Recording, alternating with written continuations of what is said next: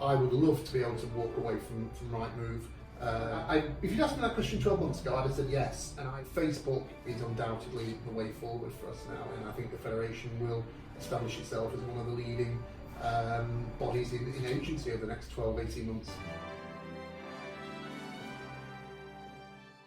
One thing I think is fair to say in the last 10 years, probably since you've been in this office, we've seen a lot of change in agency. The online challenges, should we say, coming along, different models coming along, pressure on fees, transaction levels maybe almost halving as well. So how have you adopted to those changes, or have you seen those changes as well, being so established, and how have you had to adapt around them?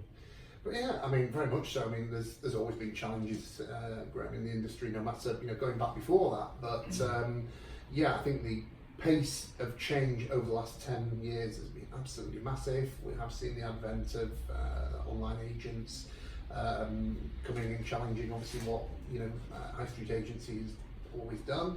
To a certain extent, they've disrupted the market. Perhaps haven't made the inroads that they thought they might. But it has made us all look at what we do and obviously challenge ourselves, I suppose, and adapt and change the way we do business. I mean, we've become a lot more automated than we probably were 5 years ago. And so what I've noticed since I had the online business and subsequently exited that business was that the talent in agency seems to have dried out a little bit. So back in the day when the market was tough, you always find that the more skilled negotiators and valuers are so valuable to your business. And when the market's easy, you end up slipping into the sort of the net of employing anybody that can pick the phone up and just get you through that busy period.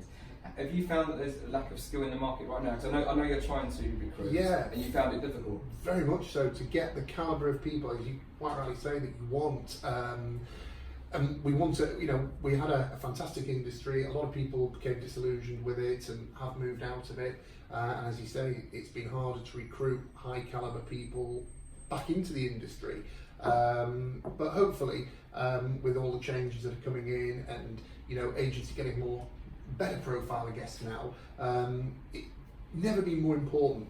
We are a people industry, but recruiting high calibre individuals is really, really important to take this business forward. We can have all the tech we like, but we really need high calibre individuals delivering really good, high quality personal service. So apart from the staffing issue, what would you say was the biggest challenges for you as a business right now? It's been fees. I think, with the advent of online agents, people have been somewhat, I won't use the word this slide, oh yeah I will, into believing that cheap was going to be beneficial, but as has been shown a lot recently, there's a lot more to selling a house than just listing it on Rightmove, charging a low fee. As things have got tougher, you needed the skilled people, you need people who can negotiate deals, bring together sales when they look like they're falling apart. There's a lot to be said for that, and it has been proven, as statistics have shown, that high street agents are actually achieving higher prices for their clients. So it's a bit of false economy of the low fees. But I think, looking at how things are at the moment, online agents have a bit of a tough time at the moment, that maybe the public are just stopping, having a think, and looking at, are we actually better off using a online low-cost agent, or are we going to get more from a high street agent? Do you think you've learned how to sell against the online model? Do you think that took some time to get used to how to beat it? Because it seems to me a lot of agents, they were a bit startled by it and they were trying to match fees. That's the way they thought they could beat it, which was a mistake and still is, in my opinion. But do you think you've now got better against coming up against, let's say, Purple Bricks, for example? Yeah, I would hope so. I mean, I like to think that our product speaks for itself in terms of the quality that we offer. I think there's a place for Purple Bricks. I think they've done phenomenally well to get to where they are. And some people, like that model. I believe that, 95% of people still think that the high street model is better. But that doesn't mean we can be complacent. We have got to move forward. We've got to move forward with technology. We've got to move forward with the calibre of people we bring into the industry. All those things that will then set us apart and keep us at the forefront of agency. Yeah. So you mentioned technology a bit, and I can't sit here with you without mentioning that you are from a one-man office in Cheadle, a top influencer on social media. So I believe. Number 3 in the country. So I believe. Yeah. How have you done that from here? Maybe I spent too much time on social media. I don't know. I mean, it's been a long road. I mean, we've been involved with Twitter probably 7 or 8 years. Facebook slightly less time, but Facebook is undoubtedly the way forward for us now. It has increased our profile massively. We're able to target the audiences that we want, and we've built up quite a substantial following. I'm constantly amazed when people tell us that we're the 3rd highest profile estate agency in the UK on social media. I mean, that's quite an achievement for a small business. Very, very proud. But it has brought us business. You know, people might say, it's an indulgence, social media, what do you get from it? We have had a lot of business from it. The highest priced house we ever sold came directly through Twitter. So, you know, it works. It does work. Yeah. So you actually get stopped in the street sometimes by people who've seen your videos, and your brand in this area is strong. So it's not a vanity thing, it's actually genuinely driving inquiries to your business. If it was a vanity thing, I wouldn't be doing it, because as you know, I'm not particularly comfortable with, you know, the camera and things, and I don't like it. I've had to learn, and I've got Chris Watkins to thank for this, of encouraging me or putting the foot up my backside when it was needed to get on and do them.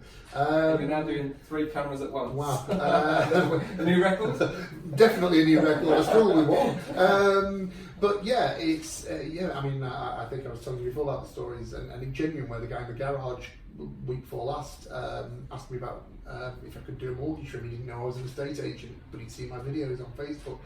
I went for a blood test, and the nurse said the same. She said, I keep seeing your videos on Facebook. So, you know, the profile of a very small business has gone up massively, and it really has helped, I'm sure, because our valuation numbers have gone up massively this year. Our listings have gone up considerably this year on last year. So, albeit a slow burner, it's really starting to take effect now, definitely. And do you think that has a knock-on effect to the fees that you can charge, because you're an established brand, you know, been here a long time, you're an experienced person, you're doing the Facebook and Twitter thing, and you're putting videos out there and good content? Do you think that people want to use you because of that, and fee is not as important, or do you still think it's the number one thing they look for? No, I don't. If you'd asked me that question 12 months ago, I'd have said yes, and I'd been dragged into the mindset a little bit that, you know, purple bricks, or I've got to compete on fees, even though we have a different product. But certainly more so the last few months, we put our fees up. We made a conscious decision to put our fees up slightly, and go out there and demonstrate, hopefully, the added value that we can bring to the sale with everything that we do, with the social media additions, our videos. I know we're laughing about them, but, you know, the videos get between 5,000 and 10,000 views. This is additional, it's shared with other people. I'm convinced that is why our viewings have gone up 25% this year already, because of the additional coverage that we're able to provide. This all leads to a better chance of a sale, and therefore, you know, hopefully we can justify our fees. But we've, you know, I think I was saying to you before, we've listed last year probably at 55%. This year I'm listing at 85% is what we're seeing, which is incredible for us. And so, you know, even though we've put the fees up, we're getting more business. Yeah. So you seem like, I've met you a few times, quite recently though, only recently got to get to know each other, and you seem to me at your brightest today than I've seen you for a long time. I know you was ill for a while, but do you think you've got a renewed vigour and enthusiasm about the industry for this year than for a while? We don't want to sound like this is a mutual appreciation, but, you know, I met you, I liked what you were doing, I'm very excited about working with you. We'll talk about that no doubt in a minute. But yeah, absolutely, I feel, I mean, touch wood, I'm a lot better health-wise. But yeah, I'm really excited about what we're doing at the moment and everything that's going on. And, you know, there's a lot of doom and gloom around in the industry at the moment. A lot of it misplaced. I actually think there's a real good opportunity for good agents at the moment to move forward and take a bigger share of their market.